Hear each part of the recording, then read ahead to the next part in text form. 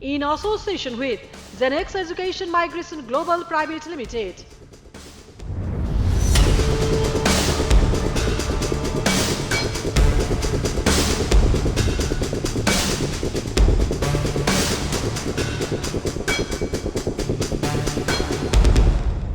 नमस्कार, जिरहमा स्वागत छ। म मदन खाती। दर्शकवृन्द, जिरहको आजको अङ्कमा हामीसँग हुनुहुन्छ वैज्ञानिक समाजवादी कम्युनिस्ट पार्टी नेपालका महासचिव विश्वभक्त दुलाल आहुति।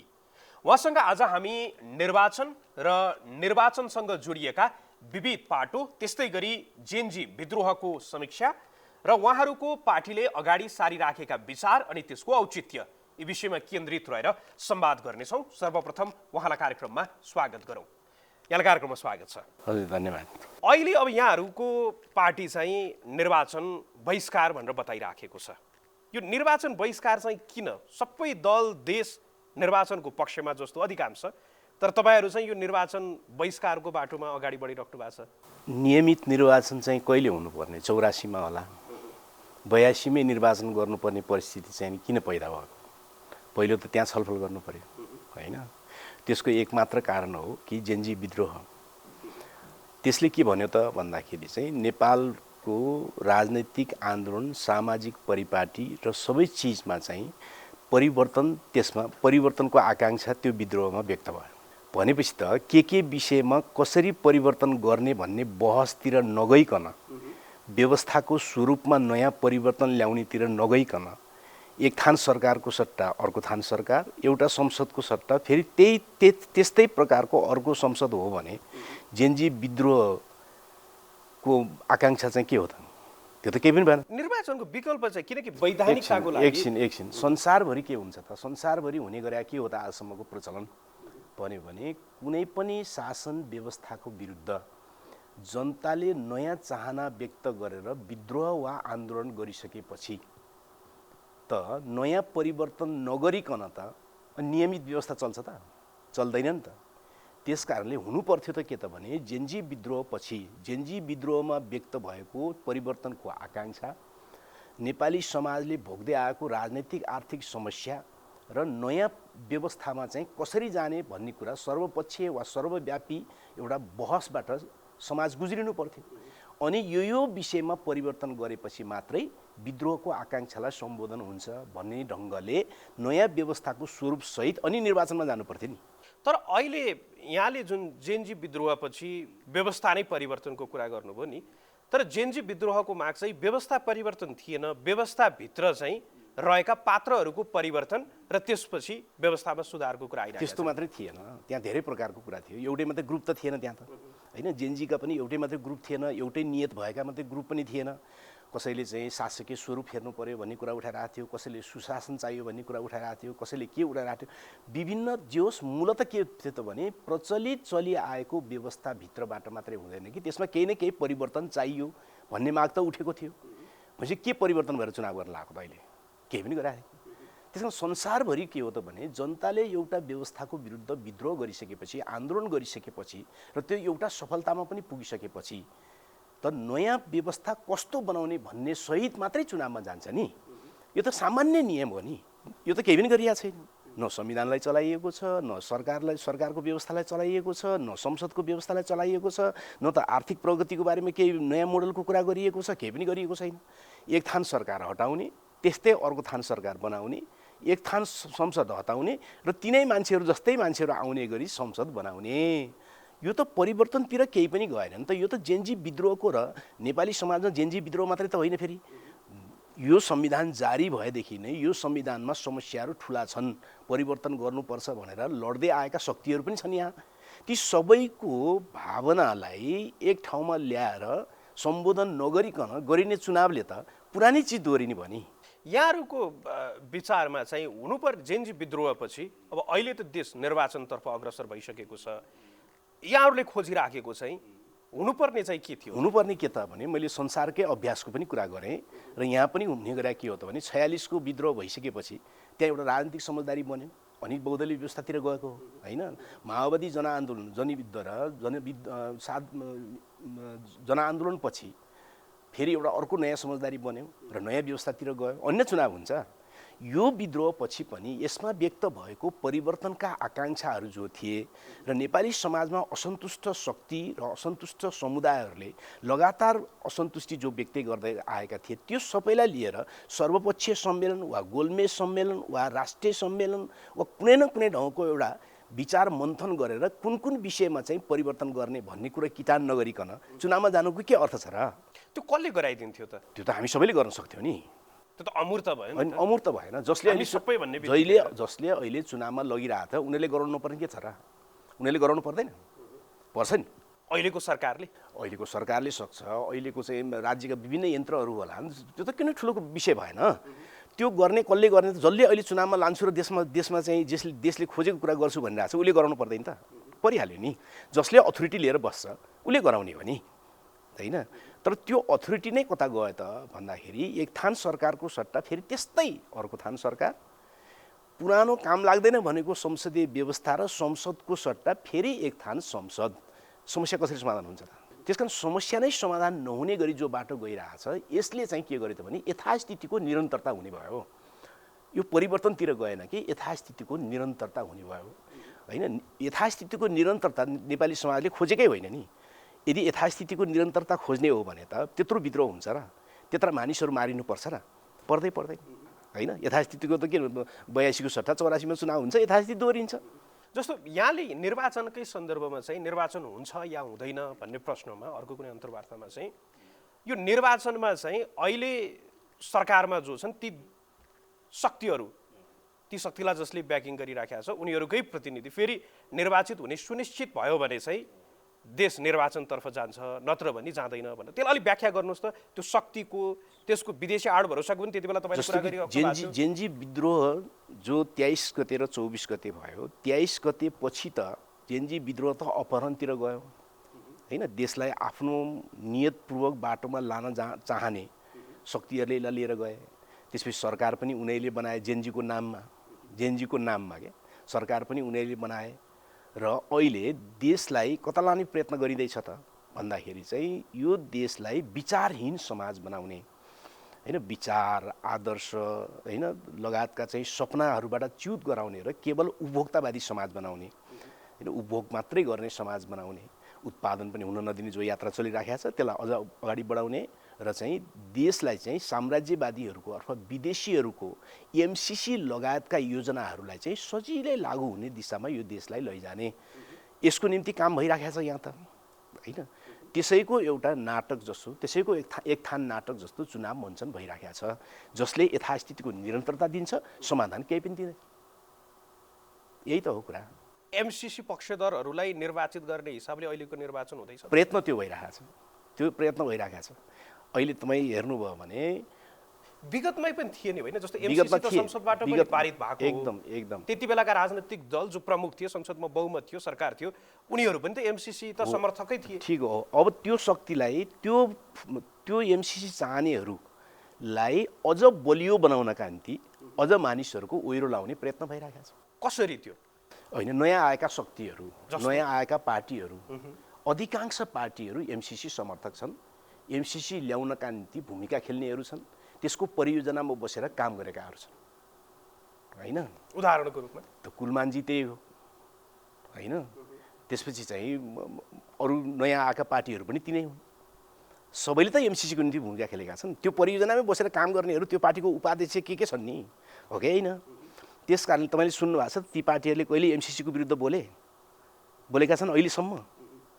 वकालतै गरिराखेका छन्, त्यसको विरोध गर्ने छैन। दुनियाँमा यता ठुला घटना घटिरहेछन्। आज इरानको घटना घटिरहेछ, प्यालेस्टाइनमा 60,000 भन्दा बढी मानिसहरू मरिरहेका छन्, तर अमेरिकन भूमिकाको बारेमा उनीहरू केही बोल्छन्? एउटा वक्तव्यसम्म दिन्छन्? 60,000 मानिस यो दुनियाँमा मारिएको छ, ती नयाँ भनिएका पार्टीहरूले कुनै वक्तव्य दिन्छन्? दिँदैनन्। किन दिँदैनन् त भन्दाखेरि उनीहरू योजनाबद्ध रूपमा साम्राज्यवादी उद्देश्य पुरा गर्नका निम्ति नेपालमा राजनीति लिएर जान खोजिराखेका छन्। त्यस कारण तिनीहरूको किन कसरी आलोचना गर्छन् र? तिनीहरूको टिप्पणी पनि गर्न सक्दैनन् नि उनीहरू, होइन? त्यस कारणले एमसिसी जस्तो राष्ट्रघाती सन्धि र नेपाली समाजलाई विदेशीहरूको क्रीडास्थल बनाउने उद्देश्यलाई अझ तीव्र गतिमा लानका निम्ति नाटक मञ्चन भइराखेको छ। तर अहिले जस्तो यो निर्वाचनमा प्रतिस्पर्धालाई हेऱ्यो भने विगतमा भन्दा अलि फरक देखिने प्रधानमन्त्रीको प्रस्तावित प्रधानमन्त्रीको उम्मेदवार सहित जो विगतमा एमसीसीकै पक्षधर रहेका दलहरू पनि एक आपसमै प्रतिस्पर्धा गरिराखेका छन् नि, चाहे त्यो झापा 5 को कुरा गरौँ होइन या सर्लाही 4 को कुरा गरौँ, यो हेर्दाखेरि त त्यस्तो त भइहाल्छ। त्यस्तो त चाहिँ सबभन्दा बढी ठुलो दलाल को बन्ने भन्ने प्रतिस्पर्धा त जहिले नै हुन्छ नि। अहिले त्यही हो, अहिले त्यही, पहिला पनि त्यही हुने गरे हो, अहिले पनि त्यही त हो नि। सबभन्दा ठुलो साम्राज्यवादीहरूको दलाल को बन्ने, किनकि त्यो दलाल ठुलो बन्न पाइयो भने शासन पनि गर्न पाइयो होइन र। त्यस कारण शासन गर्नका निम्ति त प्रतिस्पर्धा गर्नै पर्छ। त्यस कारण दुईवटा दलालको बिचमा चाहिँ प्रतिस्पर्धा हुँदैन भन्ने होइन नि, हुन्छ नि त्यो त, को ठुलो बन्ने भने त भइ नै हाल्छ। त्यही भइरहेको छ अहिले।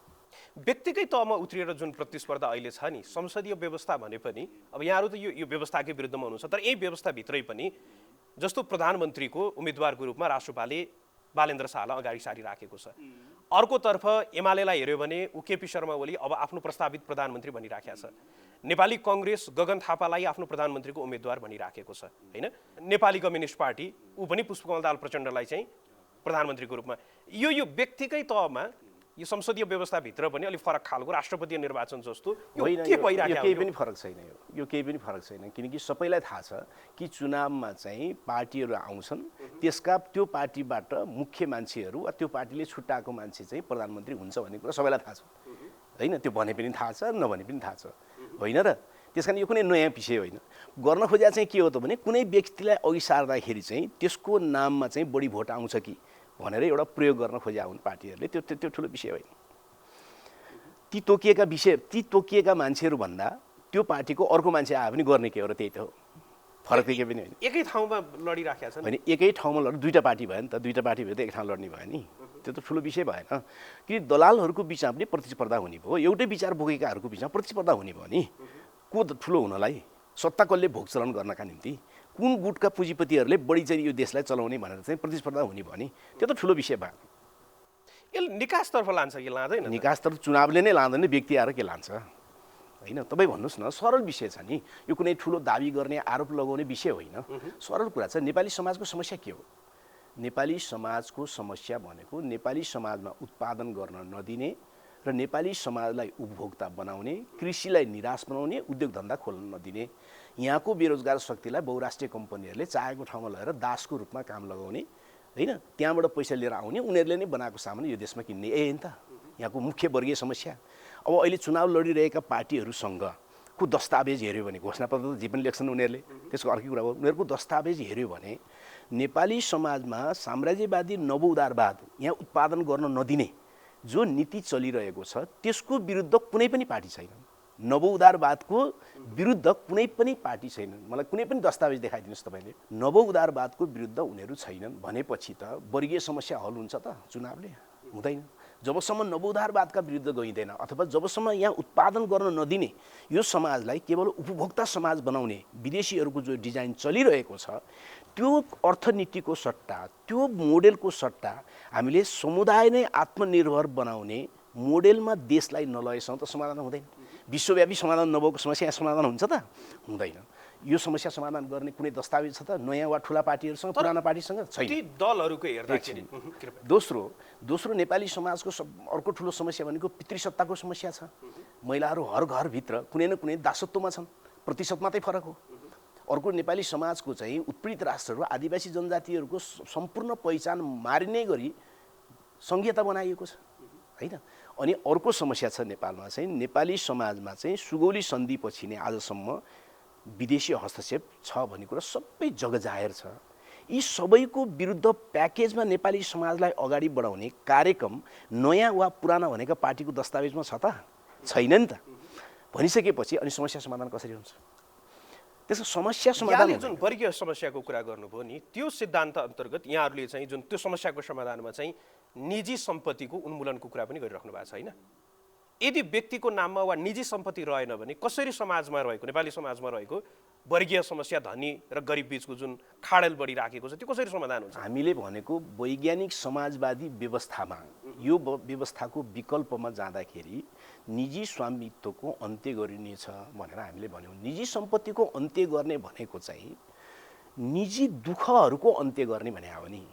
जस्तो कि आज कसैले पनि मलाई यति किलो अक्सिजन चाहियो भनेर माग्दैन नि, किनकि वातावरणमा यति अक्सिजन छ कि उसले जति सास फेरे पनि हुन्छ, हो कि होइन?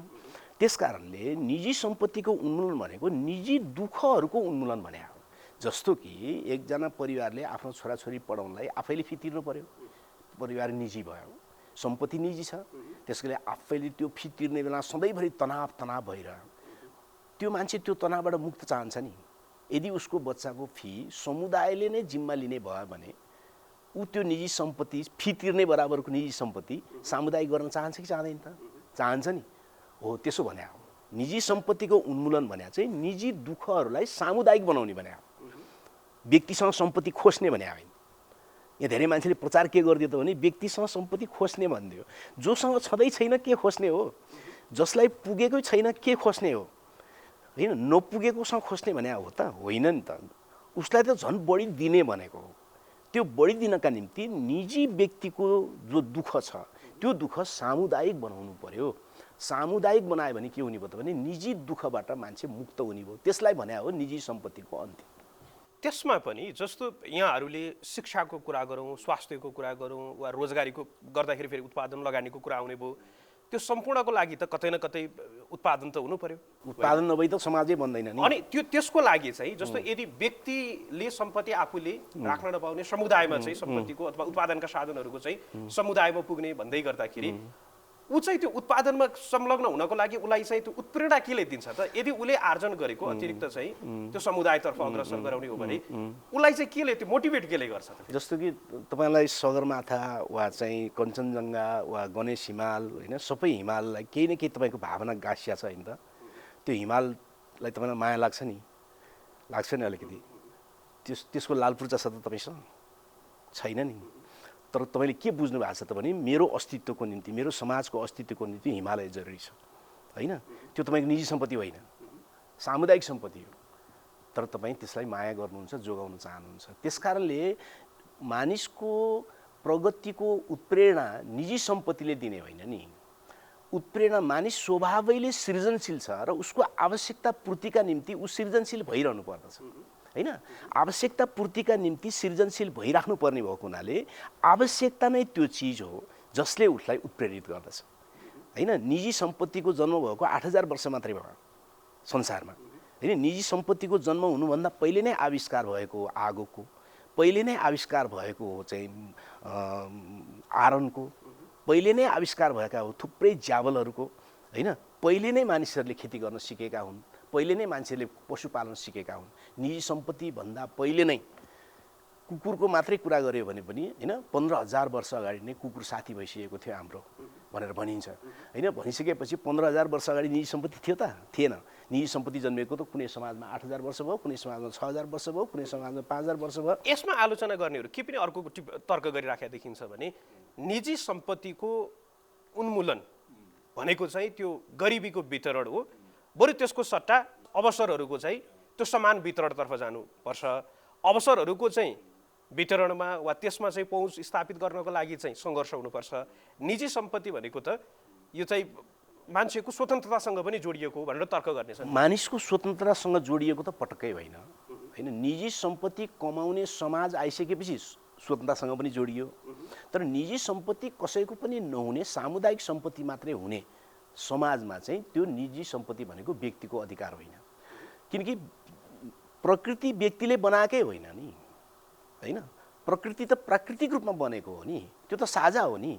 त्यो टुक्राएर मेरो र तेरो भन्न कसरी पाइन्छ र? त्यो त शासक वर्गले, शोषकहरूले ल्याएको व्यवस्थामा त्यस्तो चिज आयो, त्यो अर्कै विषय हो, होइन? जहाँसम्म तपाईँले अघि प्रश्न गर्नुभएको थियो कि उत्प्रेरित कसरी हुन्छ भने यहाँ पुँजीवादी अर्थशास्त्रले र पुँजीवादी राजनीतिक शास्त्रले के भनिदियो त भने मान्छेको बिचमा प्रतिस्पर्धा गरेर अगाडि बढ्नुपर्छ भन्ने सिद्धान्त ल्याइदियो क्या, होइन? प्रतिस्पर्धा अनिवार्य चिज हो भनेर ल्याइदियो, जबकि वास्तवमा मानव समाजमा प्रतिस्पर्धा जस्तो घातक चिज केही पनि छैन, होइन? मानिससँगै हिँड्ने हो, प्रतिस्पर्धा किन गर्ने हो? प्रतिस्पर्धा भनेको त खेल र मनोरञ्जनमा त्यो पनि केही समयको निम्ति मानव भनेर गर्ने चिज हो, अरू कहीँ पनि प्रतिस्पर्धा गर्न मिल्दैन। त्यसमा प्रतिस्पर्धा भनेको घातक चिज हो। प्रतिस्पर्धाले के गर्छ त भने सँगै हिँड्नेको खुट्टा काट्न अनिवार्य बनाउँछ, किनकि ऊभन्दा अगाडि जानुपर्छ। त्यसकारण समुदायवादले अथवा समाज के चाहन्छ, सँगै हिँड्न चाहन्छ।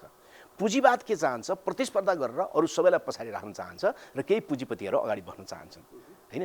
त्यो गलत युनिभर्सिटीहरूले पुँजीवादी पाठ्यक्रम पढाउँदाखेरि, पुँजीवादी ज्ञान पढाउँदाखेरि उनीहरूले के सिकाइदियो भने प्रतिस्पर्धा भनेको नैसर्गिक चिज हो, प्राकृतिक चिज हो जस्तो बनाइदियो क्या उनीहरूले।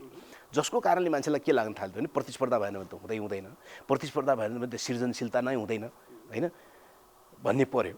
त्यो अवधारणा गलत छ। अर्को कुरा यहाँले जुन महिला अधिकारसँग वा त्यससँग जोडेर चाहिँ कि परिवारको वा विवाहको जुन संरचना छ नि, यसमा चाहिँ के धारणा राख्नुहुन्छ? पहिलो कुरा, परिवार भन्ने कुरा महिलाहरूको, म समाजशास्त्रको कुरा गर्छु है, मेरो कुरा होइन यो, होइन? समग्र मानिआएको समाजशास्त्रको कुरा गर्दाखेरि मार्क्सिस्टहरूले कि लिबरलहरू सबैले परिवारबारे जसले जानेका छन्, बुझेका छन्, समाजशास्त्रले जे भन्छ त्यो हेऱ्यो भने निजी परिवार भन्ने कुरा, परिवार त पहिला पनि थियो सामूहिक परिवार, निजी परिवार भन्ने कुरा चाहिँ महिलाहरूलाई पुरुषहरूले शासनमा लिनका निम्ति सुरु भएको हो। निजी परिवार, विवाह भन्ने संस्था महिलाहरूको उत्पीडनबाट सुरु भयो, होइन? तर यसको मतलब के होइन त भने परिवार भन्ने संस्था बनिसकेपछि त्यसले समाज अगाडि बढाउन कामै गरेन त, गर्यो फेरि त्यसले आफ्नो युगमा, होइन? समाजलाई अगाडि बढाउनका निम्ति, परिवारलाई सङ्गठित गर्नका निम्ति इत्यादि गर्नका निम्ति काम त गर्यो। तर त्यसले महिला उत्पीडनको पाटो चाहिँ त्यसले चरम बनाइदियो, होइन? विवाह भन्ने संस्थाको कुरा गरेँ हामीले, होइन? त्यहाँ विवाह भन्ने संस्थामा माया होला, प्रेम होला, बच्चा उत्पादन होला, होइन? त्यो अर्को पक्ष भयो। तर विवाह भन्ने संस्था जो छ त्यो भनेको चाहिँ विशुद्ध रूपमा महिलामाथि उत्पीडन गर्न बनेको हो। त्यस कारणले आजका मानिसहरू क्रमशः विवाह भन्ने संस्थाबाट अलग हुन चाहन्छन्। त्यो भने के त, विवाह भने चाहिँ के त भने उनीहरू यौन जीवनमा जान चाहन्छन्, बच्चा जन्माउन चाहन्छन्, सँगै बस्न चाहन्छन्, ती सबै गर्न चाहन्छन्। त्यो गर्ने भनेको हो। तर के चाहिँ होइन त भने विवाह भने चाहिँ के त भने स्वत नै पुरुष चाहिँ मभन्दा ठुलो हो, म चाहिँ शासित हुँ भनेर स्वीकार्नुलाई विवाह भनिन्छ। विवाहको मूल अवधारणा त्यो हो, होइन? विवाहले के गर्छ त भन्दाखेरि चाहिँ पुरुष भनेको चाहिँ श्रेष्ठ हो, महिला भनेको उसको दासी हो बाट कुरा सुरु हुन्छ त्यो, होइन? त्यस्तो भन्ने अवधारणा चाहिँ खारेज हुनुपर्छ भने, होइन? तर अहिले त त्यो फेरि कन्ट्र्याक्टतर्फ अगाडि बढे जस्तो अदालतबाट हुने त्यतातर्फ अग्रसर बढ्यो त। महिलाहरूको दासत्व बाँकी छ त अनि के गर्नुहुन्छ तपाईँ? त्यसमा त दुईटै सहमतिपछि सम्बन्ध, त्यही त, महिलाहरूको दासत्व बाँकी भएपछि त कन्ट्र्याक्टमा जान्छ, होइन? मागी विवाहमा जान्छ, प्रेम विवाह भए पनि त्यहाँ चाहिँ तल र माथिको सम्बन्धमा जान्छ नि। त्यस कारण त पितृसत्ताबाट महिलाहरू मुक्त हुनुपर्छ भने नि हामीले, होइन? मुक्त भयो भने के हुन्छ त भने उनीहरूको बिचमा चाहिँ सहमतिमा जीवन अगाडि बढाउने काम हुन्छ, होइन? त्यहाँ एकभन्दा अर्को सानो हुनुपर्ने, एकले अर्काको आदेश मान्नुपर्ने, एकले अर्काको सम्पत्तिमा चाहिँ कैद भएर बस्नुपर्ने, होइन? परिवारकै हकमा चाहिँ परिवार मानिसहरूले बनाइरहेको छ नि, परिवार बनाइराखेका छन्, परिवार बन्छ। जस्तो यहाँले जस्तो विवाहको विरोध गर्दाखेरि अहिले कुनै पनि व्यक्ति जन्म भइसकेपछि सामाजिकीकरण हुनको लागि, उसले संस्कारहरू सिक्नको लागि चाहिँ त्यो प्राथमिक त अहिले त परिवार छ नि त, परिवार चाहिन्छ नि। अनि विवाहबाट जन्मने होइन र त्यो विवाहबाट जन्मने होइन, परिवार मानिसको सहकार्यबाट जन्मने हो, होइन? जसले विवाह गर्दैनन्, होइन? जसले विवाह गर्दैनन् के उनीहरूको परिवार बन्दैन त? बनिरहेको छ नि। जो सात फेर लाउँदैनन् नि, होइन? जातबाट परिवारबाट भागेर चाहिँ जोडी बनाउँछन् नि, उनीहरूको परिवार बन्दैन र परिवार बन्छ। परिवार भनेको त अर्कै विषय भयो। मैले बुझाउन अलिकति अप्ठ्यारो छ, गाह्रो भन्दा पनि अलि अप्ठ्यारो जस्तो। विवाह केटाकेटी सँगै नबस्ने, एकै ठाउँमा नबस्ने, बच्चा नजन्माउने, बच्चाप्रति चाहिँ उनीहरूको चाहिँ दायित्व नहुने, हजुर आमा र बुवाप्रति दायित्व नहुने, हजुरबाप्रति दायित्व नहुने भने होइन। त्यो सबै दायित्व त झन् शानदार ढङ्गले हुनुपर्ने हुन्छ। तर हुन नहुने चाहिँ के हो त, विवाह भने त्यो होइन नि। विवाह भने चाहिँ के हो त भने महिला र पुरुष मध्ये पुरुषको शासनमा महिला बस्न पाउने परिपञ्च मिलाउने तरिका छ नि, त्यसलाई विवाह भनिन्छ। त्यो विवाह चाहिँ अन्त्य गर्दैछन् नेपाली पुस्ताले, नयाँ पुस्ताले भनेको, होइन? बुझ्नु भने महिलाहरू चाहिँ पुरुषको अधीनमा बस्नुपर्छ भन्ने अवधारणा सहित जो बसाइ हुन्छ त्यो चाहिँ विवाह। आजको दिनमा नेपालको ऐन कानुन नियममा जे कुरालाई विवाह भनेर बताइएको छ नि, तपाईँले भन्न खोजिराखेका विवाह त्योभन्दा फरक हो कि एउटै हो? आजको नेपाली समाजको विवाह भन्ने जो छ कानुनी रूपमा वा जेसुकै होस्, मूल कुरा कानुनमा के छ मुख्य होइन, मुख्य चाहिँ सामाजिक रूपमा महिलाको स्थान कहाँ छ, त्यो मुख्य कुरा हो। त्यसरी हेर्दा सामाजिक रूपमा अहिले पनि महिलाको स्थान चाहिँ पुरुषभन्दा धेरै तल छ, अधिकारविहीन छ, होइन, पितृसत्ता हावी छ। बिहान उठेदेखि बेलुकासम्म पितृसत्ता हावी छ। त्यसकारण त्यस्तो ठाउँमा चाहिँ कानुनले केही एकाध अधिकारहरू दिन्छ। यतिसम्म भन्नुहोस् न, सामान्य कुरा गरौँ न, महिलाहरूले घरेलु रूपमा गर्ने काम नगदमा गन्ती हुँदैन, हुन्छ त? हुँदैन। महिलाहरूले घरमा गर्ने घरेलु काम छ नि, त्यसको कुनै नगदमा हिसाब हुँदैन। त्यो पुरुषले नै गर्यो भने नि? पुरुषले त अधिकांश गर्दैन, होइन? अधिकांश तपाईहरुले जुन कल्पना गरिराख्नु भएको छ त्यो चाहिँ कल्पना मात्रै होइन। हो। आजको दिनमा नेपाली भन्दा पनि यो समाजमा होइन, बिल्कुल होइन। तपाईले चाहिँ युरोपमा, अमेरिकामा वा विश्वका विभिन्न ठाउँहरूमा महिला अधिकार कर्मीहरूले उठाएको र पुरुष पनि जो पितृसत्ता विरोधी छन् ती संस्थाहरूले उठाएको कुरामा सबैले भनेका छन् कि महिलाहरूले गर्ने घरेलु श्रमलाई पनि, होइन, घण्टाको रूपमा नगदकरण गर्नुपर्छ र त्यसलाई जीडीपीमा जोड्नुपर्छ भन्ने त आम कुरा हो। यो कुनै ठुलो समाजवादी कुरा होइन यो। ठिक छ। अब अर्को विषय यहाँहरूले उठाइराख्या जुन उत्पीडित राष्ट्रको कुरा, जुन समस्या यहाँले जुन कुरा उठाउनुहुन्छ नि, नेपाली समाजमा जब तपाईँहरू बहुराष्ट्रियको कुरा गर्नुहुन्छ नि, त्यो भने विघटनतर्फ, होइन, कतै न कतै विखण्डनतर्फ, अनि त्यसलाई फेरि वैदेशिक हस्तक्षेप विदेशसँग जोडेर पनि व्याख्या हुने गरेको छ कि यहाँहरूले भन्न खोजिया के हो, बुझाइमा कहाँनिर फरक हो? नेपालमा तामाङ, मगर, लिम्बू लगायतका जति पनि आफ्नो मौलिक भाषा, मौलिक हजारौँ वर्षको सभ्यता, मौलिक ज्ञानहरू, मौलिक संस्कृति र मौलिक मनोविज्ञान सहित जो नेपाली समाजमा हजारौँ वर्षदेखि यो सभ्यता निर्माण गर्न क्रियाशील छन्, उनीहरूको सभ्यताको रक्षा गर्ने ग्यारेन्टी हुनु पर्यो भने त्यो विघटन हुन्छ। ल, काठमाडौँको वरपर, काठमाडौँ भ्यालीको वरपर तामाङहरूको घना बस्ती छ, कहाँ छ विघटन? उनीहरू आफ्नो भाषा बोलिरहेछन्, उनीहरूले के चाहन्छन् भने मेरो भाषा नमरोस् भन्ने चाहन्छन्। अब विघटन हुन्छ त? कसरी विघटन हुन्छ? ल, काठमाडौँ उपत्यकाभित्र नालादेखि खोपासीदेखि पालुङसम्म नेवार भाषा बोल्ने नेवारहरू छन्। उनीहरू हजारौँ वर्षदेखि यहाँ बसिरहेका छन् र उनीहरू भन्छन् कि यो भाषा मारिन लाग्यो, मेरो सभ्यता मारिन लाग्यो, मेरो भाषा जोगिनु पर्यो भन्छन्। अब विघटन कहाँ छ त? त्यहाँसम्म चाहिँ ठिकै। तर जब यहाँहरू त्यसकै आधारमा, जस्तो विगतमा आयो नि, अग्र अधिकार सहितको, होइन, जातीय पहिचानका राष्ट्रहरू निर्माण अथवा प्रदेशहरूको कुरा गरौँ, प्रदेशको नामाङ्कनको, त्यति बेला चाहिँ यो आरोप यहाँहरूमाथि लाग्यो? होइन। जस्तो कि काठमाडौँ उपत्यकाको नाम के? यहीँ नेवारहरू बस्दै आएको ठाउँ हो। यो सबैलाई थाहा छ। उनीहरूले यसलाई यहीँ भन्छन्, होइन त? वा सोनिग भन्छन्, होइन? तपाईँको नाम तपाईँले भनिराख्नु भएको छ होइन त, के खाती भनेर, अनि मैले भन्ने कि त्यो नाम राख्नुहुन्न भन्ने मिल्छ त? मिल्दैन नि त, होइन? आफ्नो नाम आफूले राख्न पाउने कि नपाउने, नाम मात्रै भने के, होइन? तपाईँले आफ्नो नाम, होइन, मदन खाती राख्दा, होइन, मेरो कोट निचोरेर लिने भने हो र? मेरो चस्मा निकाल्ने भने हो र? तपाईँले कोशी र त्यहाँ अलि कुरा आयो नि त, सबै ठाउँ छ कुरा, सबै ठाउँमा छ कुरा। यो सोनिग, यो चाहिँ बागमती उपत्यका नेवा क्षेत्र हो, सबैलाई थाहा छ, होइन? त्यसको वरपर रहेको चाहिँ घेराउमा रहेको क्षेत्र ताम्सालिङ क्षेत्र हो, सबैलाई थाहा छ, होइन? त्योभन्दा अलि उता गएपछि किराँत क्षेत्र हो, सबैलाई थाहा छ। त्योभन्दा अरुणतर गइसकेपछि लिम्बुवान क्षेत्र हो, सबैलाई थाहा छ, होइन? अनि यतातिर गइसकेपछि चाहिँ तमुवान क्षेत्र छ, सबैलाई थाहा छ।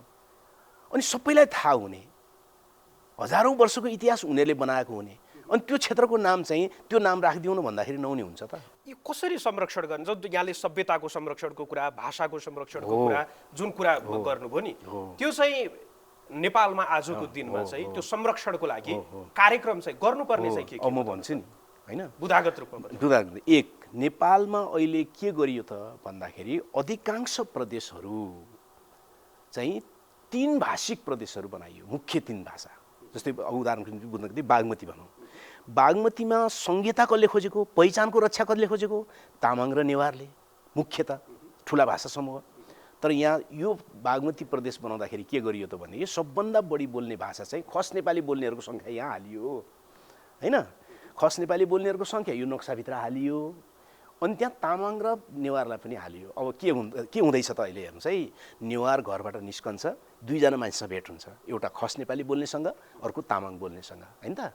तामाङ बोल्नेले पनि नेवारी बुझ्दैन, होइन। त्यसपछि खस नेपाली बोल्नेले पनि नेवार भाषा बुझ्दैन। अब नेवार भाषाको रक्षा हुन्छ कसरी त? हुँदैन।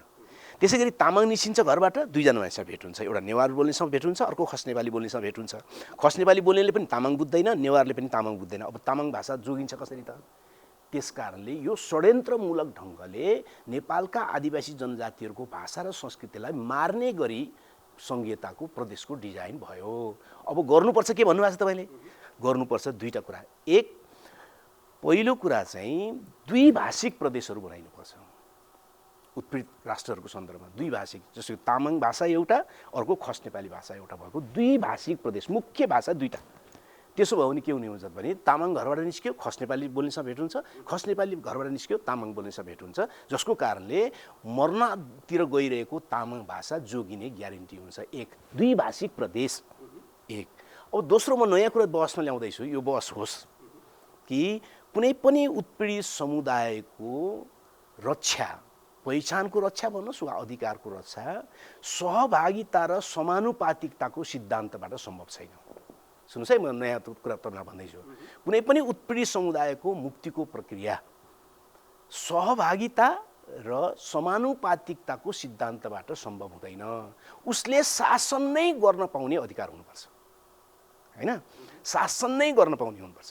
किन शासन गर्न नपाएसम्म उसले आफ्नो मुद्दाको रक्षा गर्न सक्दैन। त्यसकारणले अब तामाङ भाषा र खस नेपाली भाषा दुई मुख्य भाषा भएको, अरू साना साना पनि हुन्छन् त्यहाँ, मुख्य दुई भाषा भएको प्रदेश बनाइसकेपछि पनि तामाङहरूको 55% भन्दा बढी जनसङ्ख्या भएको क्षेत्रलाई तामाङ स्वायत्त क्षेत्र बनाइनुपर्छ, जहाँ उसले तामाङले नै शासन गर्ने उसको ग्यारेन्टी हुन्छ। त्यो त अग्राधिकारको अलि अग्राधिकार केही चाहिँदैन, अग्राधिकार केही चाहिएन। 55% जनसङ्ख्या तामाङ भएको क्षेत्र त छ, गाउँपालिका स्तरको होला, दुईटा गाउँपालिका स्तरको होला, त्यो क्षेत्र त अहिले छ, नयाँ बसोबास गराउनु त होइन, होइन? 55% भन्दा बढी जनसङ्ख्या भएको क्षेत्रलाई चाहिँ तामाङ स्वायत्त क्षेत्र बनाइदिने, द्विभाषिक प्रदेश ठुलो, त्यहाँ भाषा नमर्ने अभियान चल्ने भयो, होइन? त्यसभित्र तामाङहरूको 55% भन्दा बढी जनसङ्ख्या भएको क्षेत्रलाई तामाङ स्वायत्त क्षेत्र बनाइदिएपछि तामाङहरूले त्यो क्षेत्रमा आफ्नो संस्कृति, आफ्नो भाषा, आफ्नो सभ्यता, सम्पूर्ण चिजको निम्ति काम गर्न कसैले छेक्न सक्दैन। त्यहाँ उसलाई शासन गर्ने अधिकार हुन्छ, जसको कारणले गर्दाखेरि तामाङ भाषा र सभ्यताको रक्षा हुन पुग्छ। नेपालमा यसो गर्न सकिन्छ। अब अर्को विषय नेपालमा यसो गर्न सकिन्छ। ठिक छ, अर्को विषय यहाँहरूले उठाइराखेको यो उत्पादनको सम्बन्धमा कसरी चाहिँ नेपालको समाज चाहिँ त्यो उत्पादनबाट विमुख भयो अथवा गराइयो भन्ने सन्दर्भमा यहाँले अगाडि पनि जुन भन्नुभयो सुगौली सन्धि सन् 1816 पछि, यसमा बताउनुहोस् त यो कसरी चाहिँ त्यस पछाडि हामी चाहिँ क्रमशः त्यो परनिर्भरतातर्फ उन्मुख भयौँ? सुगौली सन्धिभन्दा अगाडि नेपाली समाज लामो समय पछिसम्म पनि स्थानीय आत्मनिर्भर अर्थतन्त्रमा आधारित देश हो। स्थानीय आत्मनिर्भर अर्थतन्त्र भने आफूलाई चाहिने कपडा पनि अलिकति बनाइहाल्ने, होइन? खानेकुरा पनि उत्पादन गरिहाल्ने, होइन? फलाम पनि अलिकति ल्याएर कुटिहाल्ने, होइन? यस्तो खालको स्थानीय रूपमा नै जीवन चल्ने, नुन र सुन टाइपका चिजहरू लिन विदेश जाने, यस्तो खालको समाज हो स्थानीय आत्मनिर्भर अर्थतन्त्र भएको। सुगौली सन्धिपछि र विशेषतः राणाकाल जब सुरु भयो भन्नुहोस् न, जङ्गबहादुर राणा चाहिँ विदेश जाने, बेलायत जाने, चन्द्रशमशेर बेलायत जाने ढङ्गले जो सुरु भयो, उनीहरू किन जान्थे त भने नेपालको शासनमा आफूलाई टिकाइदिन अङ्ग्रेज साम्राज्यले हामीलाई चाहिँ समर्थन गरिदियोस् भनेर टिकाउन गएको हो, दलालीको ग्यारेन्टी गर्न गएको हो, होइन? अब अङ्ग्रेजहरू चाहिँ यो दक्षिण एसियामा किन आएका त? उनीहरू व्यापार गर्न आएको हो, होइन? उनीहरू व्यापार गर्न आएको, व्यापार गर्नलाई देश कब्जा गरेको, इन्डिया कब्जा गरेको, वरपरको सबै कब्जा गरेको भनेपछि यहाँका शासकहरू चाहिँ आफ्नो रक्षाको निम्ति, होइन, बेलायतीहरूसँग हारगुहार गर्न गइसकेपछि उनीहरूले यो देशलाई के गर्ने भयो त भन्दाखेरि आफ्नो सामान बेच्ने मुख्य थलो बनाउने भयो, होइन? आजको जस्तो यहाँ चाहिँ फलाम पाइने, युरेनियम पाइने इत्यादि त भइसकेका थिएन, जलविद्युतको युग पनि आइसकेका थिएन। त्यस कारण अङ्ग्रेजहरूले नदी त्यति बेला ताक्दैन थिए, होइन? खानेको छ कि छैन थाहै थिएन। त्यस कारण उनीहरू के गर्न चाहन्थे त भने यो ठाउँमा चाहिँ व्यापार गर्न चाहन्थे। यही त हो कुरा, होइन? व्यापार गर्नका निम्ति उनीहरूले यस्तो परिपञ्च मिलाउन थाले कि यहाँ उत्पादन के हुन्छ त, त्यो उत्पादन बन्द गराउने, होइन? परिपञ्च उनीहरूले मिलाए। त्यसको सन्दर्भमा उनीहरूले सबभन्दा पहिले कपास खेतीहरू चाहिँ यहाँबाट चाहिँ सिद्ध्याउने, होइन, त्यसपछि खानी फलाम र तामाका खानीहरू बन्द गर्ने परिवेश निर्माण गर्ने, होइन, त्यो परिवेश निर्माण गरेर राणा शासकहरूले त्यसलाई साथ दिँदै गए, होइन। साथ दिँदै गएर नेपाल अब क्रमशः चाहिँ आत्मनिर्भरताबाट क्रमशः अङ्ग्रेज निर्भरता अथवा इन्डिया निर्भरता हुने दिशामा अगाडि गयो, होइन। पञ्चायतकाल आयो, पञ्चायतकालमा केही शीतयुद्धको फाइदा उठाएर, होइन, चाइना रसिया इत्यादिबाट चाहिँ एक दुईवटा बाटो ल्याउने, होइन, एक दुईवटा कारखाना खोल्ने इत्यादि त भयो। तर ती कारखानाहरू कस्ता थिए त भने भित्तामा टाँसिएका किला जस्ता थिए तिनीहरू, त्यसको जग थिएन, होइन। हेटौँडा कपडा कारखाना खोल्ने तर कपास खेती नगर्ने, होइन, छाला जुत्ता कारखाना खोल्ने तर पशुपालनको योजना नगर्ने, त्यो भित्तामा टाँसिएका जस्ता थियो। त्यो पञ्चायतले चाहिँ जबरजस्ती आफूलाई औद्योगिकरण गरेर देखाउनका निम्ति केही चिज मागेर ल्याएको कुरा थियो। किनकि औद्योगिकरणको कुरा एकदम बुझिदिनु पर्यो यहाँ कि कुनै पनि समाज औद्योगिकरण गर्ने हो भने त्यो देशको किसान मुक्त हुनुपर्छ, होइन। किन किसान मुक्त भयो भने मात्रै अनि स्वतन्त्र किसानसँग क्रय शक्ति हुन्छ, किन्न सक्ने शक्ति हुन्छ, अनि उसले सामान किन्ने भयो भने मात्रै उद्योग धन्दा बढ्ने हो। तर नेपालमा भूमि सुधार कहिले पनि गरिएन, होइन। 21 सालको भूमि सुधार भनियो, त्यो भूमि सुधारै हुन सकेन, जसको कारणले किसानहरू विशाल फाँटमा फैलिएर रहेका किसानहरूको मुक्ति भएन, उनीहरूसँग क्रय शक्ति नै थिएन। पञ्चायतले त्यो किसानहरूलाई मुक्त गर्नै चाहँदैन थियो। उसले भ्रम के दिन चाहन्थ्यो त भन्दाखेरि किसानहरूलाई नै मुक्त नगरिकन औद्योगिकरण गर्ने जस्तो, त्यो त हुनेवालै थिएन, त्यो भएन, होइन, भित्तामा टाँसिया जस्तो थियो। त्यही सन्दर्भमा पञ्चायतको अन्तिम कालसम्मतिर आउँदाखेरि चाहिँ अनि विश्व बैंक र IMFहरूले के उदारवाद नव उदारवाद भन्ने नीति अन्तर्गत संरचनागत समायोजन कार्यक्रम लिएर आए, जसले निजीकरण गर्नुपर्ने, राज्य चाहिँ सेवाबाट चाहिँ व्यवस्थापकको भूमिकामा जानुपर्ने, भन्सार छुट गर्नुपर्ने, होइन, राज्यले कुनै पनि उत्पादनको काम गर्न नहुने जस्ता शर्तहरूसहितको संरचनागत समायोजन कार्यक्रम जो उनीहरूले लिएर आए, त्योसँग पञ्चायतले सम्झौता गर्यो। किनकि ऋण माग्नका निम्ति, किनकि पञ्चायतले खाँदा राजा महाराजा र पञ्चायतले खाँदा चाहिँ टाट पल्टिसकेका छ देश, र उनीहरूले IMFसँग ऋण लिनका निम्ति उनीहरूको त्यो जालमा उनीहरू पर्न गए। आजको दिनमा त्यो कसरी नवीकरण भइराखेको छ? अब त्यही त म भन्दैछु, IMFको, वर्ल्ड ब्याङ्कको, त्यसपछि अब WTO, त्यही त म भन्दैछु। त्यसपछि अनि नेपाल अब कहाँ प्रवेश गर्यो त भन्दाखेरि विश्व बैंक र IMFले तयार पारेको डिजाइनभित्र प्रवेश गर्यो, होइन। प्रवेश गरिसकेपछि अब त्यसको त्यो डिजाइन नै के हो त भने नेपालमा उद्योग धन्दा चाहिँ सरकारले कुनै सुविधा दिएर नखोल्ने, सरकार त्यहाँबाट अलग हुने, निजी क्षेत्रले मात्रै गर्ने। अब निजी क्षेत्रले मात्रै गर्दाखेरि त नेपालमा त्यत्रो पुँजी भएको मान्छे नै थिएन, होइन, ठुलो पुँजी भएको मान्छे नै थिएन। भइसकेपछि अनि समाज कहाँ गयो त भने मल कारखाना खोल्ने भनेर लिएको जग्गा त्यतिकै बासी भयो, मल कारखाना खोलेन, किन पुँजीपति त्यत्रो लगानी गर्न सक्ने छैन, होइन।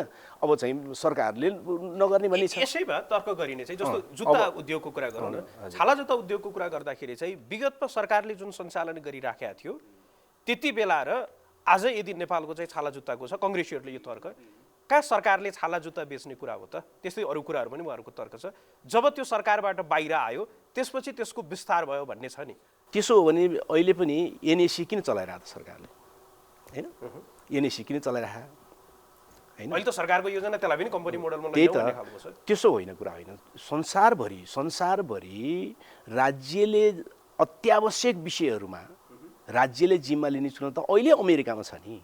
संसारका विकसित भनेका सबभन्दा पुँजीवादी भनेका देशहरूले शिक्षा जिम्मा लिएर बसेको छ, होइन हो कि होइन, शिक्षा जिम्मा लिएर बसेको छ, उनीहरूलाई थाहा छ त्यो कुरा। हाम्रो जस्तो विकासशील भनिने र अविकसित भनिने देशलाई लुट्नका निम्ति लादिएको हो यो नीति त। उनीहरू त आफै त कहाँ त्यसो गर्छन् र, उनीहरू त आफै त्यसो गर्दैनन्, होइन। सम्पूर्ण रूपमा त हाम्रो जस्तो देशलाई लुट्नका निम्ति लादिएको हो, कुरा त्यसो होइन। राज्यले गर्न सक्दैन, समुदायलाई देऊ न, समुदायलाई दिन मिल्दैन।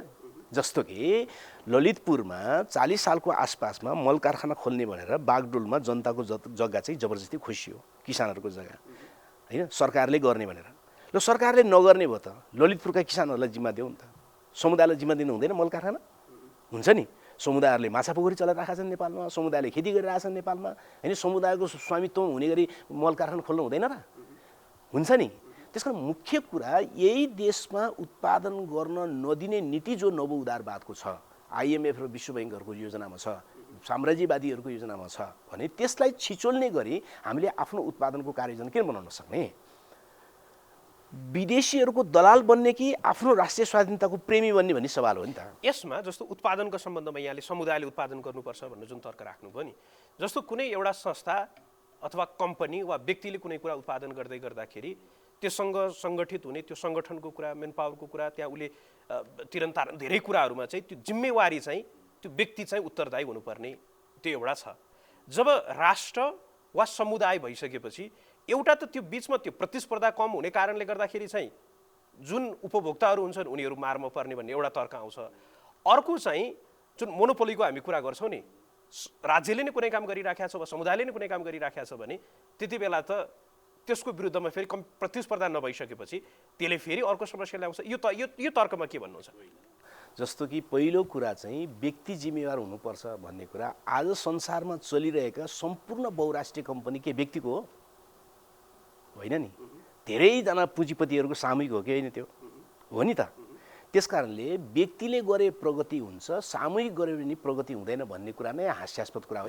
जवाफदेहिताको कुरा जवाफदेहिताको कुरा गर्दाखेरि चाहिँ स्ट्यान्डर्ड चार्टर बैंक चाहिँ नि व्यक्तिको हो कि समूहको होला होइन? त्यो संसारका विभिन्न देशमा छ, नेपालमा पनि छ होइन? नेपालमा बस्नेले मुख्य मालिकै चिन्दैन तर जिम्मेवार हुन्छ कि हुँदैन? जिम्मेवार हुन्छ नि। जिम्मेवारी हुने भनेको त नियम र उसको दायित्वसँग सम्बन्धित विषय हो, त्यो त अर्कै विषय हो नि होइन? एउटा परिवारमा कानुन छ त लिखित, एउटा परिवारमा कानुन छ लिखित छैन, तर प्रत्येक मान्छे कति बजी आउने भन्ने कुरा सबैलाई कण्ठ छ होइन त? कति बजी सुत्ने, कसले खाना पकाउने, कसले काम गर्ने, कसले लुगा धुने, को बाहिर हेर्ने, बेलुका चाहिँ आगोलो कसले लगाउने सम्मको नियम लिखित छैन नि। तर त्यहाँ समझदारीमा र एउटा दायित्वबोधमा मानव समाजले गरिराखेको हुन्छ। त्यसकारणले समूह भयो भने दायित्वबोध हुँदैन भन्ने दृष्टिकोण बिल्कुल गलत छ, होइन? त्यो हामीले नियमावलीमा ढाल्न सक्छौँ, कार्यप्रणालीमा ढाल्न सक्छौँ। यहाँहरूले जुन परिकल्पना गरिरहनु भएको छ नि, समुदायले चाहिँ उत्पादन गर्नु पर्यो, बिल्कुल अहिले गरे पनि त्यसैले हो। उत्पादनका साधनहरू पनि समुदायमा हुनु पर्यो भन्ने जुन छ, सुन्नु न, म म सामान्य कुरा गर्छु। अहिले पनि संसारभरि उत्पादन गरिराखेका समुदायले त हो नि, पुँजीपतिले हो त। त्यसको नाफा खाने मात्रै पुँजीपतिले हो नि, हो कि होइन? संसारभरि अहिले उत्पादन कसले गर्छ त भन्दाखेरि जनसमुदायले नै गर्छ, मजदुरले नै गर्छ, श्रमिकले नै गर्छ, किसानले नै गर्छ अथवा समुदायले गर्छ। तर त्यसको नाफाको बढी भाग चाहिँ निश्चित पुँजीपतिले खाने गरे हो। हामीले भने के त भने त्यसको नाफा पनि समान ढङ्गले समुदायले बाँडेर खाने व्यवस्थामा जानु पर्यो, कुरा यति हो होइन? उत्पादन अहिले पनि समुदायले गरिराखेको हो, पुँजीपतिले त त्यसलाई चाहिँ नाफामा बदलेर आफूले हसुर्या मात्रै हो, मजदुरको भाग खाइदिया मात्रै हो होइन?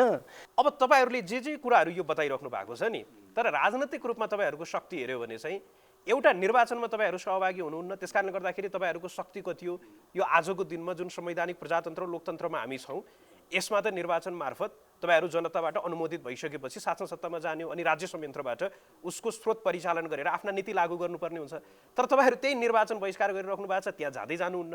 अनि कसरी तपाईँहरूले जे सोचिराख्नु भएको छ त्यो कार्यान्वयन गर्नुहुन्छ त? पहिलो कुरा चाहिँ हामीले समाजवाद, अबको वैज्ञानिक समाजवाद कस्तो हुन्छ, समुदायमा आधारित कसरी गर्नुपर्छ, उत्पादनको प्रक्रिया अहिलेदेखि कसरी थाल्नुपर्छ भन्ने विचार नै नेपाली समाजमा पहिला थिएन। नेपालको पुरानो कम्युनिस्ट आन्दोलनसँग त्यसको कुनै खाका नै थिएन। माओ सेतुङले गरेका खाका थियो, लेनिनहरूले गरेका खाका थियो, तर नेपाली समाजमा कसरी गर्ने र आजको युगमा कसरी गर्ने भन्ने खाका थिएन। त्यो खाका बनाउनका निम्ति नै हाम्रो सम्पूर्ण वैचारिक मेहनत हामीले केही वर्ष सक्यौँ। अब बल्ल हामीले सार्वजनिक गऱ्यौँ, हाम्रो समाजवाद कस्तो हुन्छ भन्ने खाका सार्वजनिक गऱ्यौँ, हाम्रो उत्पादन प्रणाली कस्तो हुन्छ भन्ने कुरा हामीले उत्पादन केन्द्रहरू स्थापना गऱ्यौँ र हामी त्यो सहित अब बल्ल लिएर गइराखेका छौँ। त्यसकारणले आम जनतालाई हामीले चाहिँ हाम्रो मोडेलमा हामीले जब अहिले काम सुरु गरेका छौँ त्यो मोडेलमा लिएर आइसकेपछि मात्रै उहाँहरूलाई थाहा हुन्छ कि यो ढङ्गले जान सकिन्छ। हामीले त अहिले त राजनीतिक नारा मात्रै लगाइरहेका थियौँ, राजनीतिक कार्यक्रम मात्रै गरिरहेका थियौँ होइन? अहिलेदेखि समाजवाद कसरी र हाम्रो समाजवाद कसरी भने त हामीले खाका ल्याउन सकेका थिएनौँ। हामीले त्यो खाका सहित अब आयौँ। अब नेपाली कम्युनिस्ट आन्दोलन नयाँ युगको खाका सहित आयो नि त बल्ल। अब हामी त्यसलाई जनताको बिचमा लैजान्छौँ र त्यो प्रकारको राजनीतिक आन्दोलन बनाउँछौँ। तर मैले भन्न खोजेको चाहिँ राज्य सत्तामा त राज्य सत्ता त हामी आफैले बनाउने हो नि, बनाएर भए त हो। अहिलेको जुन राज्य सत्ता छ त्योभन्दा यसको विकल्प बिल्कुल फरक हुन्छ। समाजवादी राज्य सत्ता नभइकन यससँग सङ्घर्ष हुने होला नि त? हुन्छ नि त, तपाईँहरूको राज्य सत्ता हुन्छ त, सङ्घर्ष त किन नहुनु त नि? तपाईँहरू त्यति बेला कसरी लड्नुहुन्छ त? होइन, जनसमुदायले त्यति बेलाको पार्टी जनसमुदायले जसरी लड्छ त्यसरी लडिन्छ नि। आजको दिनमा तपाईँहरू अहिलेको जुन व्यवस्था छ यसको संरक्षकको रूपमा जो यो संविधानको हामी संरक्षक हौँ भनेर बताइराखेका छन् नि, प्रत्येक शक्ति त्यो चाहे राष्ट्रपा होस् वा माओवादी होस्, अहिले त उहाँहरू नेपाली कम्युनिस्ट पार्टी भन्नुहुन्छ, यी जुन शक्ति छन् कङ्ग्रेस एमाले, कसलाई कसरी हेर्नुहुन्छ?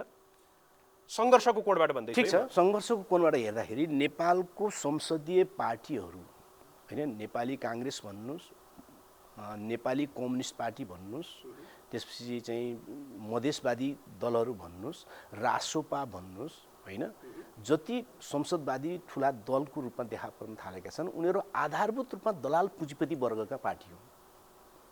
त्यसभित्र तत्त्वहरू कोही क्रान्तिकारी पनि होलान्, कोही असल मान्छे पनि होलान्, तत्त्वहरू व्यक्तिहरू होलान्, त्यो अर्को विषय भयो। तर मूल रूपमा उनीहरू दलाल पुँजीपति वर्गको पार्टी हुन्।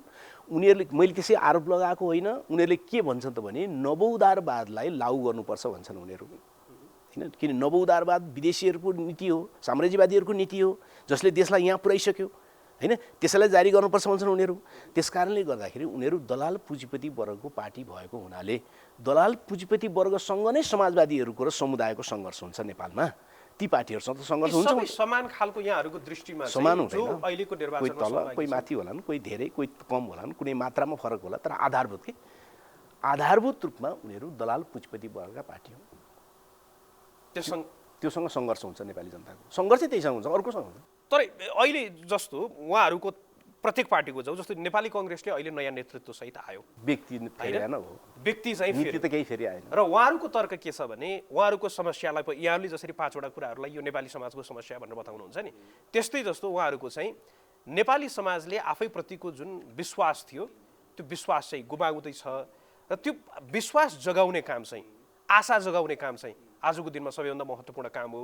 र आफ्नो नेतृत्वमा यदि सरकार निर्माण भयो, निर्वाचनमा चाहिँ विजय हासिल गर्यो भने चाहिँ हामी त्यो दिशातर्फ उन्मुख गराउँछौँ भन्ने उहाँको त्यो खालको न्यारेटिभ निर्माणमा अहिले देखिराखेको छ। यसले समस्याको सम्बोधन गर्दैन र?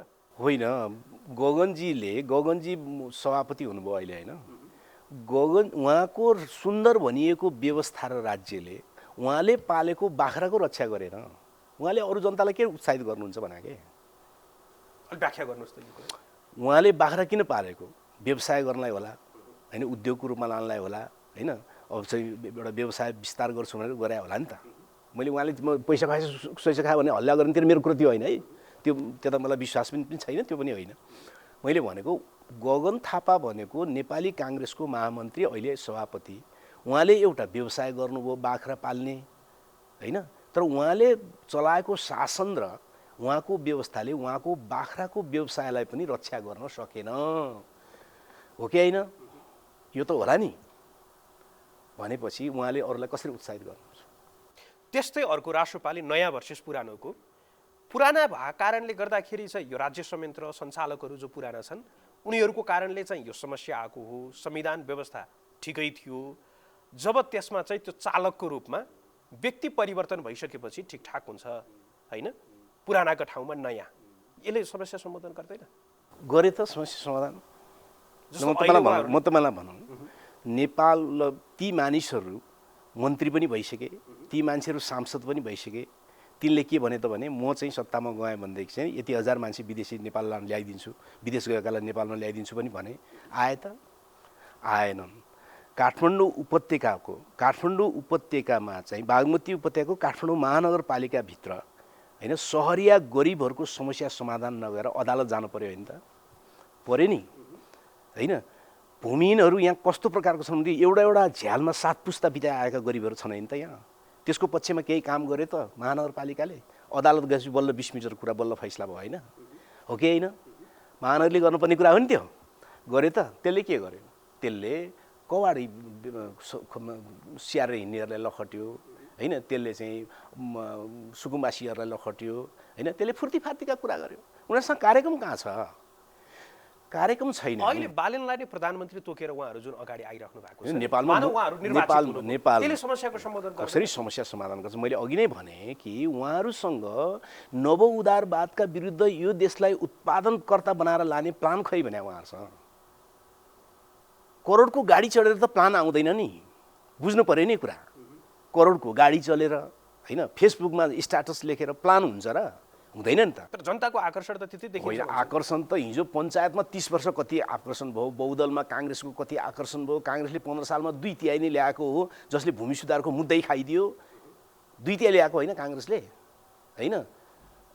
त्यही काङ्ग्रेस होइन अहिले गगनजी सभापति भएको, जसले चाहिँ संविधान सभाको निर्वाचनपछि भूमि सुधारको पक्षमा बोल्नुभयो। उहाँहरू भूमि सुधारको मुद्दै खाइदिनु भयो उहाँहरूले।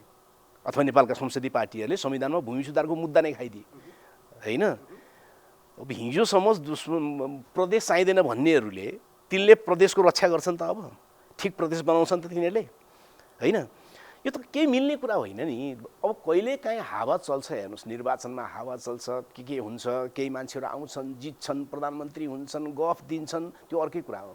जबसम्म यो देशको यो दलाल संसदीय पुँजीवादी व्यवस्थामा आधारभूत परिवर्तनतिर लगिँदैन, जबसम्म समुदाय नै शक्तिशाली हुने व्यवस्थातिर लगिँदैन, हिरोहरू निश्चित हिरोहरू होइन समुदाय शक्तिशाली हुने व्यवस्थातिर जबसम्म लगिँदैन, हाम्रो समस्या जस्ताको तस्तै हुन्छ। अर्को एमाले राष्ट्रिय शक्तिको जुन कुरा गर्छ त्यसको जगमा चाहिँ देशलाई अगाडि बढाउने जुन कुरा गरिराखेको छ त्यहाँबाट होइन एमालेसँग राष्ट्रिय शक्ति कसरी बनाउँछ त्यसले भनेको होइन। एमाले भनेको पहाडिया खस हिन्दूहरूको होइन उच्च पहाडिया खस उच्च जातीय होइन जातहरूबाट बनेको एउटा चाहिँ रूढिवादी पार्टी हो। त्यो बिल्कुल रूढिवादी पार्टी हो, त्यसमा नवीन सोच भन्ने केही पनि छैन होइन। हो त्यसको इतिहास हेऱ्यो भने बलिदानको छ, इतिहास छ बलिदानको। तर अहिले त पहाडिया हिन्दू उच्च जातीय अहङ्कारवादमा आधारित रूढिवादीहरूको पार्टी हो त्यो। त्यसभित्र थुप्रै प्रगतिशील तत्त्वहरू छन्, म त्यसलाई यता म इन्कार गर्दिनँ, तर त्यसको मूल नेतृत्व पंक्ति भनेको बिल्कुल रूढिवादी छ। यहाँहरूले विगतमा सहकारी गरेको नेपाली कम्युनिस्ट पार्टी, त्यहाँका धेरै नेपाली कम्युनिस्ट त उहाँहरू फेरि एकीकरणको नेपाली कम्युनिस्ट पार्टीले विचारमा विकास गर्न नसकेको हुनाले त्यो पार्टी पुरानै यथास्थितिवादी पार्टी जस्तो बन्न पुग्यो। उहाँहरू अहिले दलाल पुँजीपति वर्गको एकथान पार्टी बन्ने यात्रामा हुनुहुन्छ। त्यही त हो कुरा। विप्लव नेतृत्वको माओवादी अब विप्लवजीको बारेमा तपाईँहरूले बुझ्नुहोस्। अब हामीले पहिला के एकदम होइन मित्र त अहिले पनि मित्र हामी मित्र नै मान्छौँ। हामी उहाँलाई शत्रुको किटामा कहिले पनि राखेका छैनौँ, हामीले उहाँहरू मित्र नै हुनुहुन्छ। तर हामीले उहाँहरूको बारेमा भने के हो त भने उहाँहरू नयाँ गर्ने भन्नुहुन्छ, तर उहाँहरूसँग नयाँ कुरा हामी देख्दैनौँ।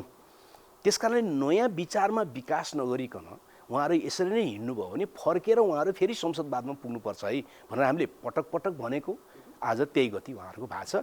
उहाँहरूले नयाँ गर्नेतिर पुरै सीमावलोकन गरेर अगाडि जानु जरुरी छ। अहिलेको निर्वाचनमा उहाँहरू जुन अन्तिम समयमा सहभागी चाहिँ हुने तर मूल नेतृत्व नहुने, यो चाहिँ त्यही विचारको सङ्कटको परिणाम। बिल्कुल सङ्कटको परिणाम। आफ्नो सेनापति युद्धमा जाँदैन भने सेना कसरी जान्छ? मिल्छ त्यो? उहाँले त्यो सपना किन देखाएको? मिल्यो त्यो? मिलेन नि। उहाँहरूले राति चाहिँ एउटा निर्णय गर्नुभयो भने बाहिर आयो कि सचिवालयकाहरू चाहिँ स्थायी समितिकाहरू कोही पनि नजाने, फेरि भोलिपल्ट आयो कि प्रकाण्डको नेतृत्वमा जाने। यो के कुरा हो होइन? यो त मिलेन नि। उहाँले आफ्नो पार्टी पङ्क्तिलाई त जस्तो सुकै सङ्कटको बिचमा पनि एउटा नीति लिइसकेपछि त्यो नीतिको नेतृत्व गर्न त आफै लागु पर्नु पर्थ्यो नि। कहाँ मिल्यो उहाँहरूको त्यो तरिका? त्यो तरिका मिलेन उहाँहरूको। त्यो नीतिसँग हामी असहमत छौँ, त्यो अर्को विषय हो, तर राजनीतिक रूपमा तरिका मिल्दैन। त्यसले सिङ्गो पार्टी पङ्क्ति चाहिँ उत्साहित हुँदैन नि। कसरी हुन्छ? मैले अगाडि पनि जुन राखेको थिएँ नि, तपाईँहरू समस्याको समाजमा यो समस्या भनेर त्यो पहिचान पनि गर्नुहुन्छ, त्यसका समाधान चाहिँ यी हुन् भनेर तपाईँहरू त्यो जनतासम्म पुर्याउन पनि प्रयास गर्नुहुन्छ।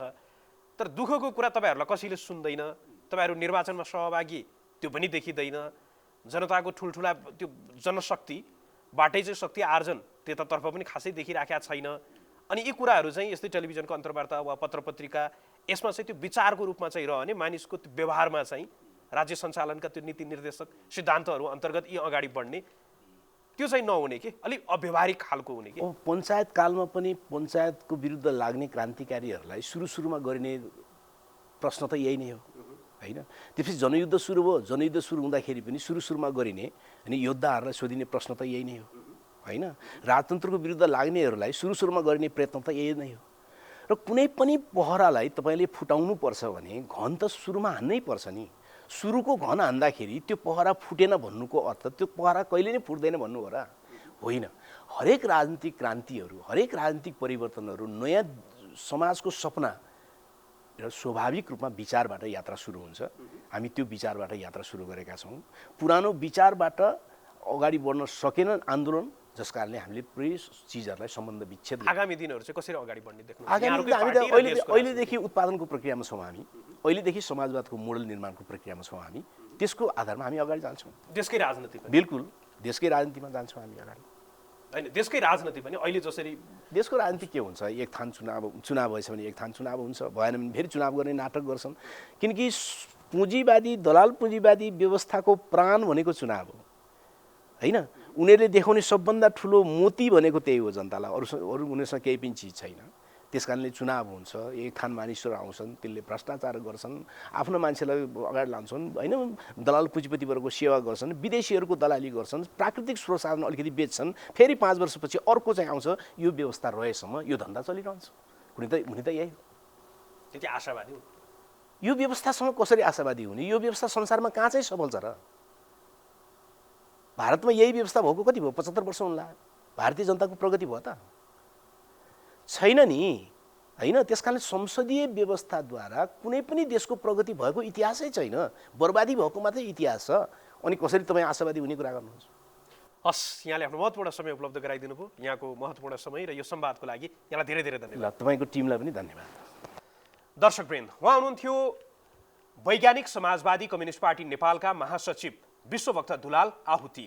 उहाँसँग आज हामीले निर्वाचन, त्यस्तै गरी निर्वाचनसँग जोडिएका विविध पाटोमा केन्द्रित रहेर संवाद गऱ्यौँ। आजको लागि कार्यक्रमलाई निर्धारित समय सकिएको छ। न्युज 24 हेर्दै रहनुहोला।